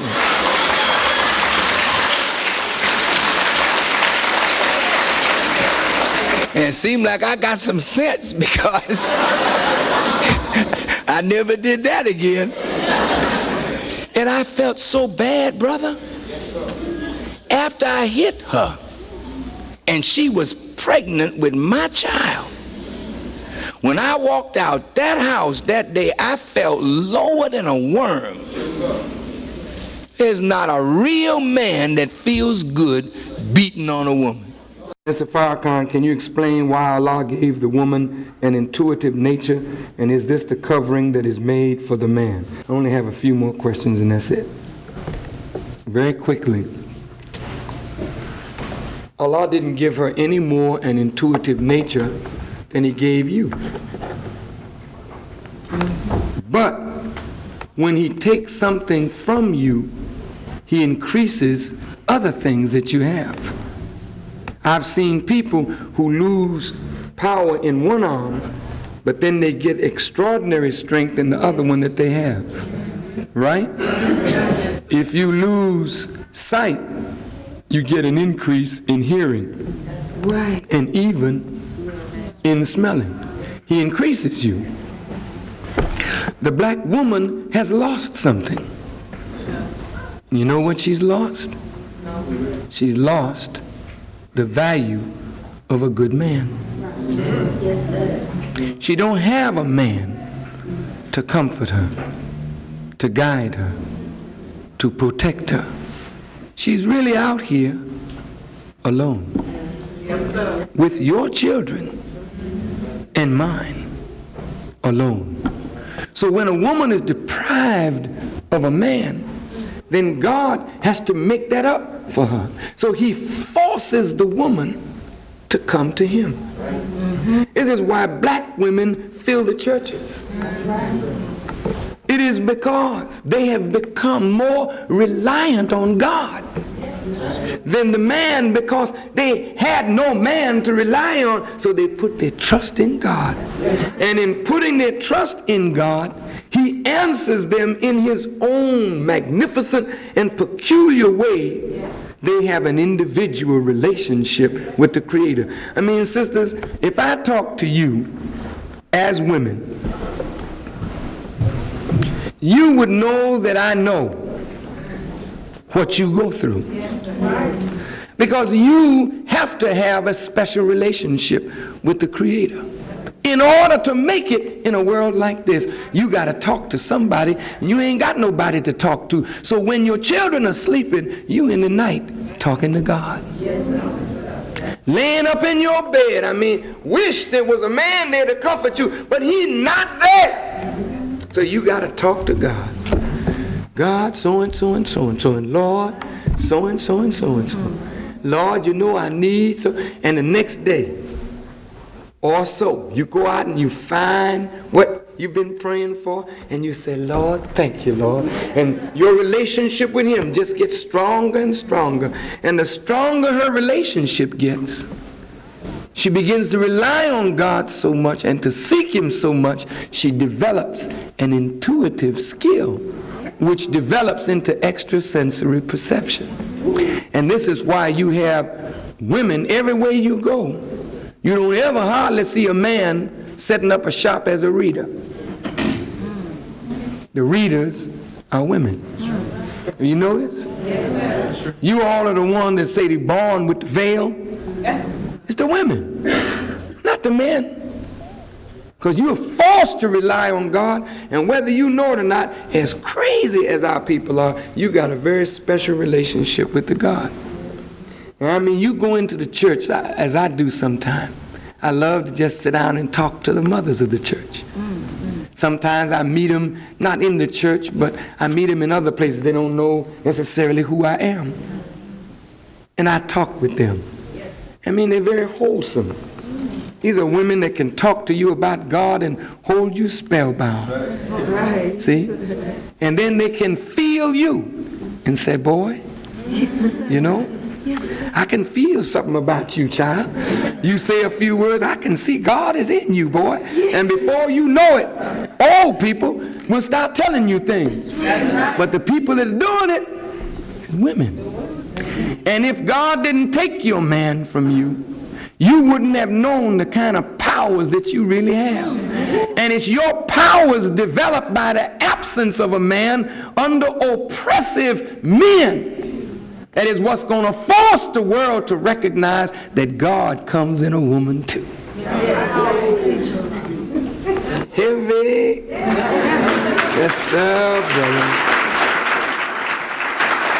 My brother has a problem with understanding that God is man and not a spirit. Will you please explain this? Certainly. Brothers and sisters, the scripture says God is a spirit, right? What is spirit? What is a spirit? Do you have spirit? Do I have a spirit? Yes. It could be a good spirit, it could be a evil spirit, right? But we all have spirit. What is spirit? It is the energy of life. That energy of life is manifested in some form. The dog has life. He's called an animal. Animal comes from a Latin word, animus. Animus means having life. We all have the spirit or the energy of life, but that energy is manifested through a form. Look, we have light. You don't see the electricity. The manifestation that there's electricity is the fact that there's light. But that light is manifest through a bulb. Right. Is that right? That electricity is transmitted through a wire that is copper.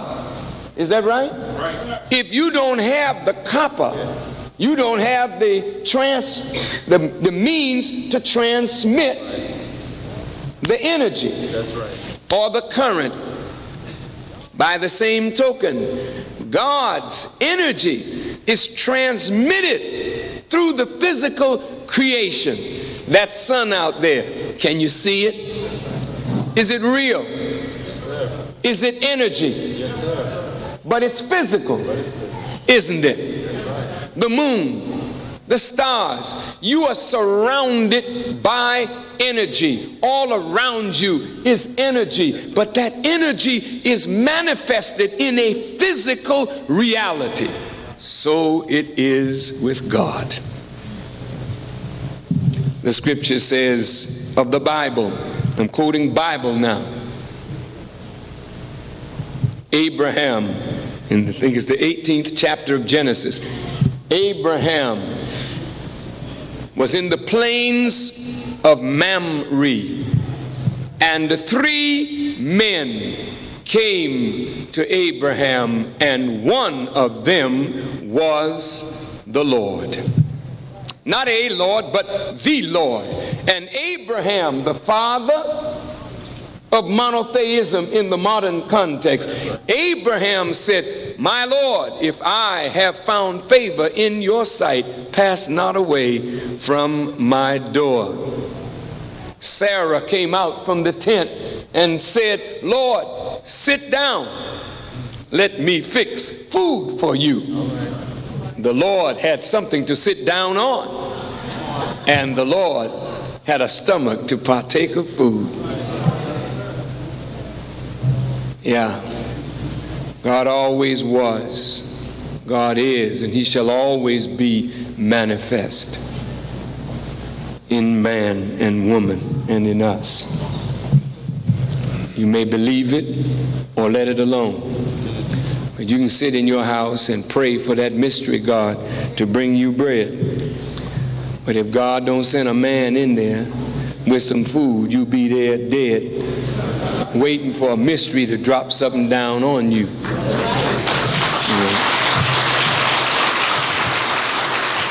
The thing that throws all of us off is because we have never known man in man's true nature and self. We've never seen a man like that. The wisdom of man is infinite. Whatever a man can conceive in his brain, yes, sir, he has the power to bring it forth. There is no God but Allah. And the scriptures of the Quran don't make mistakes. They say he, I, we. That ain't referring to spirit. Spirit is it. It did. But the Bible doesn't say it did. He said, I shall do. I saw, I heard, I hate, I love, I am God, I am jealous. It ain't no jealousy and hate and love and power is not spirits to do. That's what great men and weak men do. You're a weak man and a weak woman, but you do this on your level. God does it on the most high level, and he's the most magnificent of all beings, the wisest of all, the most perfect of all, the most powerful of all, yet he is a man. I do not understand who is Master Farad Muhammad, because my religion teaches that you can't see God. God is a spirit, not a human being. Well, maybe so. And certainly you have not seen the God who created the heavens and the earth, and that is true. So in that sense, that's right. But if you read the Bible, I don't know what religion you're in, but if it's based on the Bible, Enoch walked with God.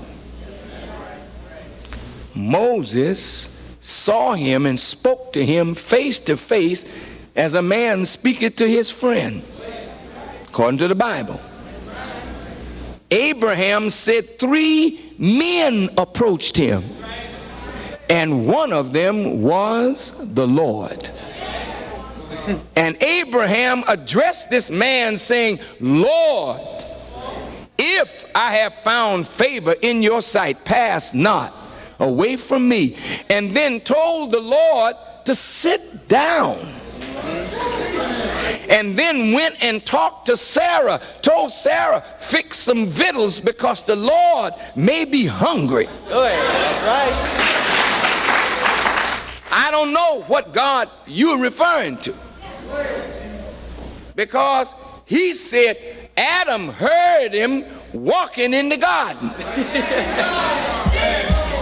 Right into Genesis, somebody heard him walking. He can't walk unless he have feet.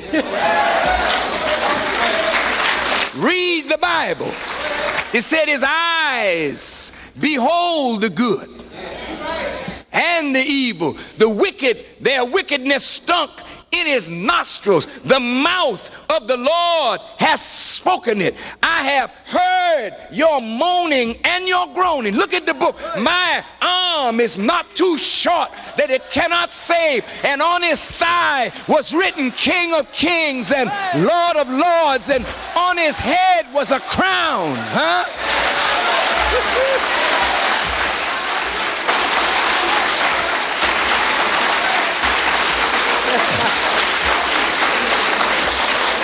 So maybe you need to see God.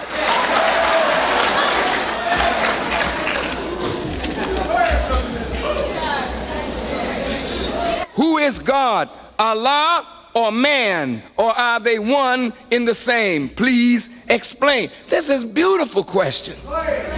You know, the Arabic language is the most mathematical and precise and exact language that there is.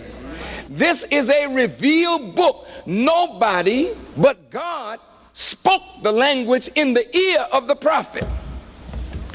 He addressed himself, you know, using personal pronoun. I, Allah, am the best knower. We, I, he. Then in one chapter, that's called, I think, the disbeliever or the believer. No, the disbeliever. He says, Allah says in the Quran, we do not worship that which you worship. And you do not worship him whom I worship. That and him. That language is precise. The attributes of God are the attributes of a living being. I'm not worshiping space.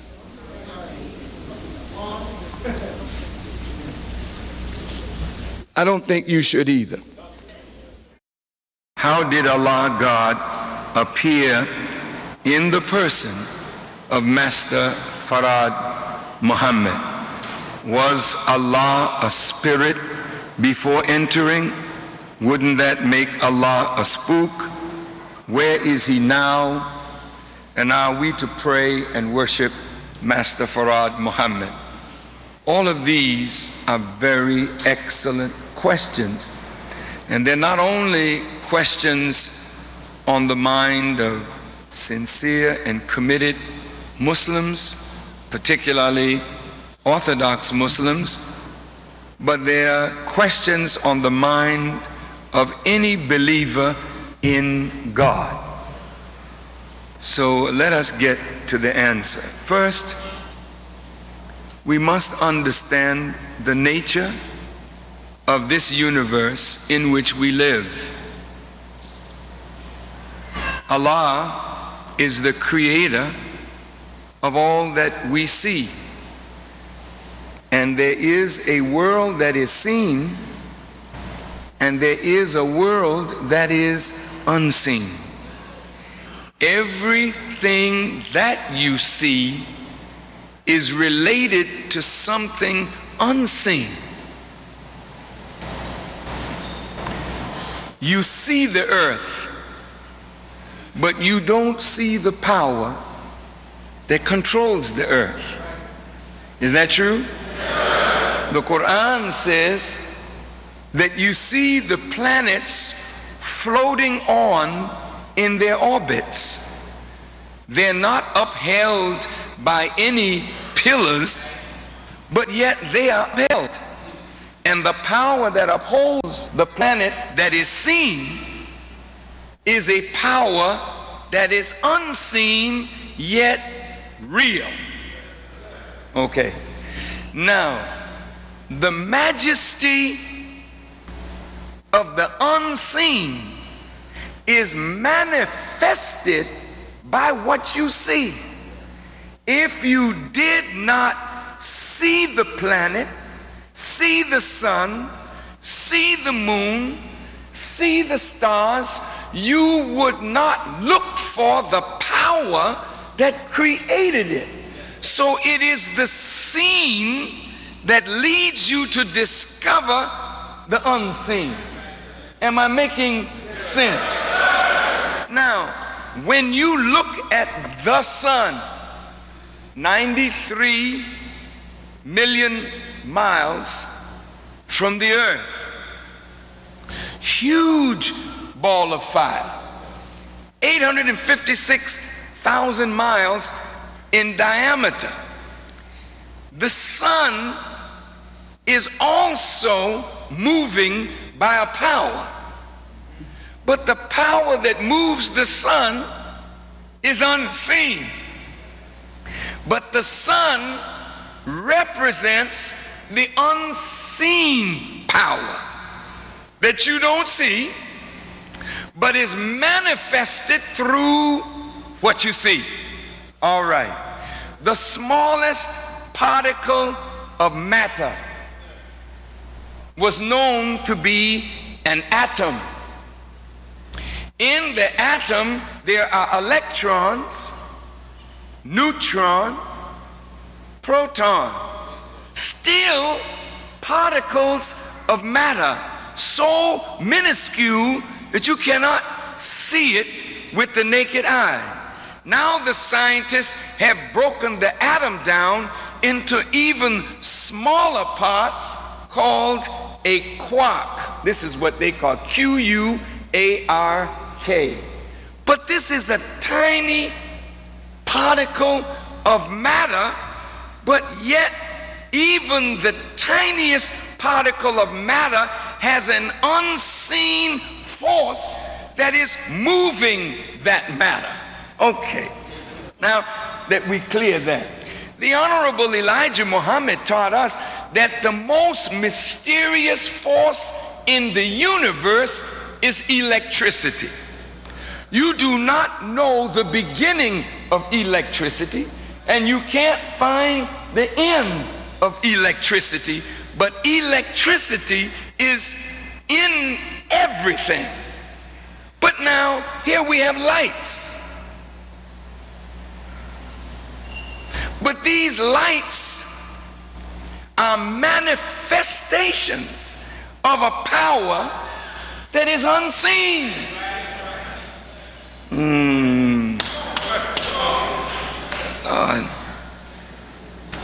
You can't touch electricity, but it is conducted through something that you see.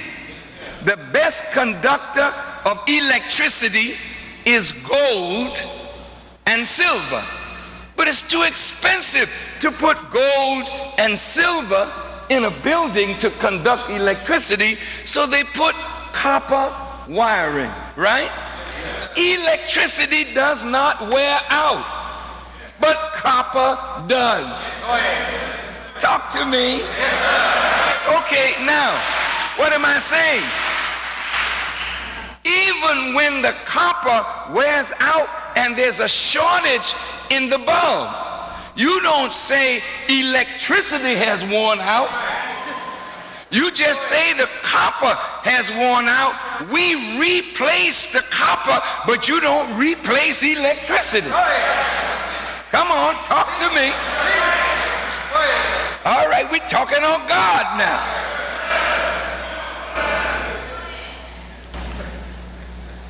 You cannot separate spirit from matter. Just like you cannot separate energy from form, matter. Well, then how do you separate spirit from that which manifests it? You can't do it. When you separate copper from the electricity, you don't have any more manifestation of the electric power. Even though the power is present, you can't see its presence or feel its presence until it is conducted through something.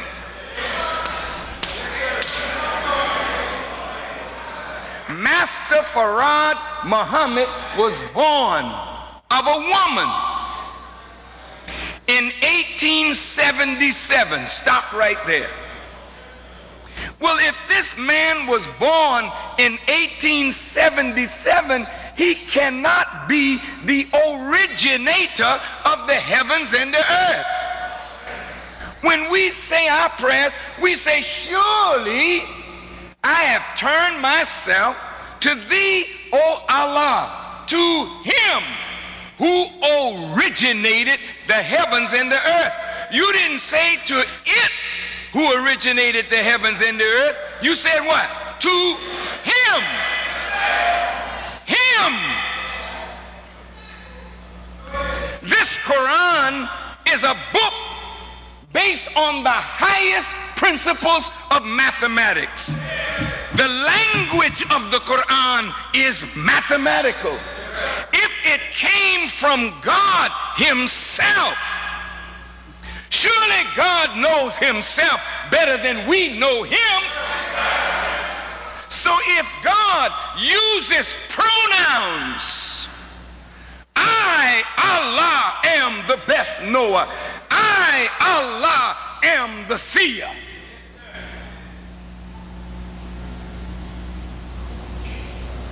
Then he uses soft pronoun, we. The Bible uses us. Who is we? We spooks? We spirits? Or we men and women? You have been made so spooked up in your understanding of God. This is why you don't have the power as men to do what a man is supposed to do, because you are not really connected to God. You see God as some space cadet.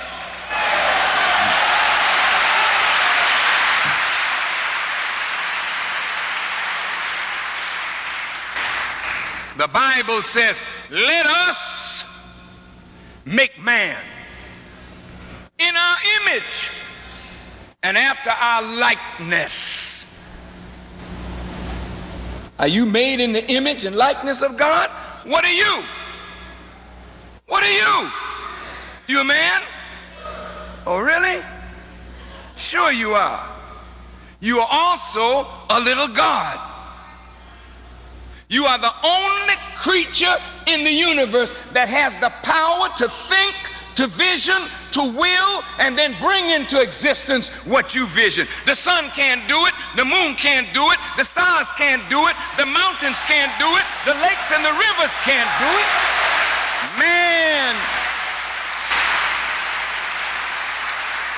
Man and woman is the supreme being. There is no existence on this earth greater than man. Everything that God created, he created to serve man and woman. You are the best of God's creation. Therefore, the Quran says Allah made you in the best of molds. There's nothing greater than this. This is greater than mosques, greater than the Kaaba, greater than St. Peter's Basilica.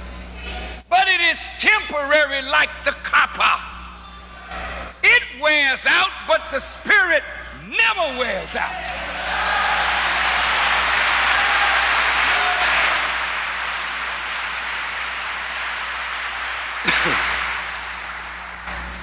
This body is the best that God created, but it's not made to last forever. Yet God is the ever living. He never dies. How then can he be a man? Men die. Well, the Quran says when Allah created Adam, he called him Khalifa. Come on. What does Khalifa mean? I didn't write the book. The language says Khalifa means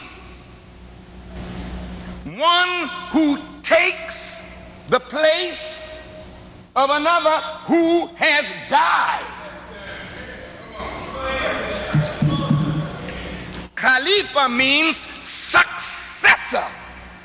How does God have a successor?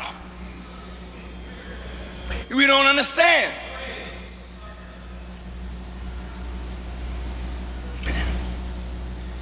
The copper wire that we put up to replace the one that's burned out looks just like the one that was burned out. We ain't too fussy about the wire. We want the power in the electricity. All right, let's see now. Was Allah a spirit before entering? Allah doesn't describe himself as just spirit. What are his names? He has 99 of them. And some of the scholars say he has more than the 100. Each one of these attributes are characteristics of who? Of Allah. Do you wear Allah's name? Why? Why do you wear Allah's name? Are you Kareem? But he's Al-Kareem. Are you Hakim? The wise? He is Al-Hakim. He is the wise. Are you Rahman, the beneficent? He is Al-Rahman, the beneficent. He is the most of all that have beneficent. He is the most beneficent. He is the perfection of the attribute. But you can wear the attribute because you can manifest the attribute, but not to the excellent degree that he can. He's supreme among us all. Now. Why did we say Allah came in the person of Master Farad Muhammad?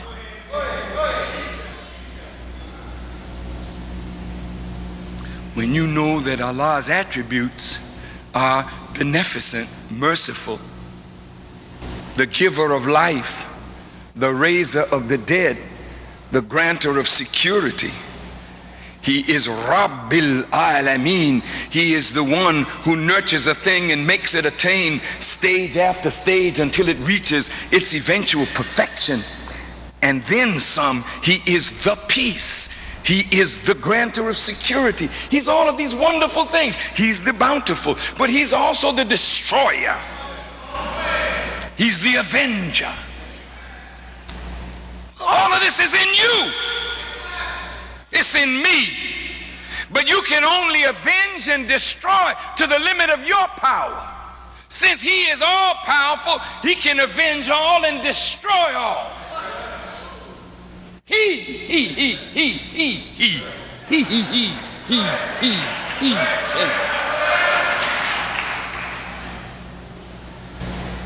Here you and I were in America destroyed by Caucasian power and influence. And for 400 years, no leader had been able to rectify our condition.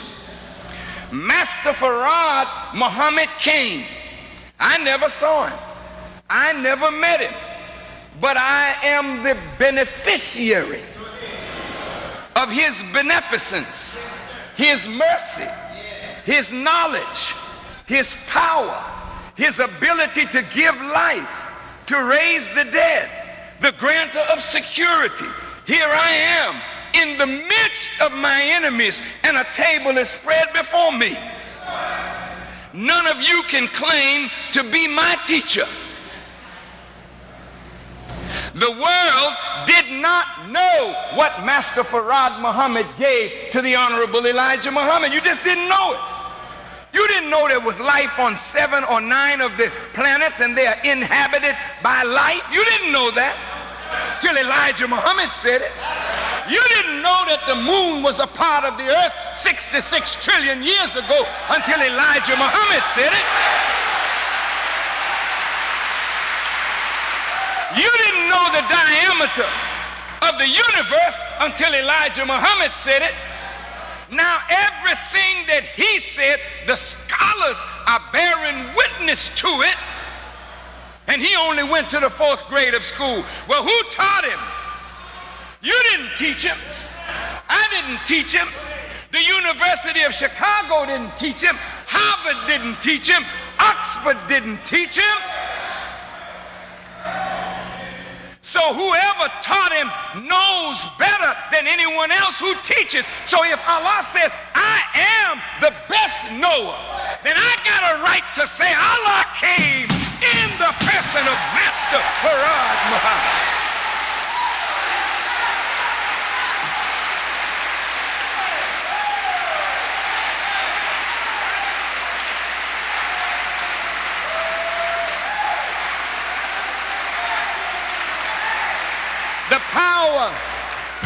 The power was in the vessel.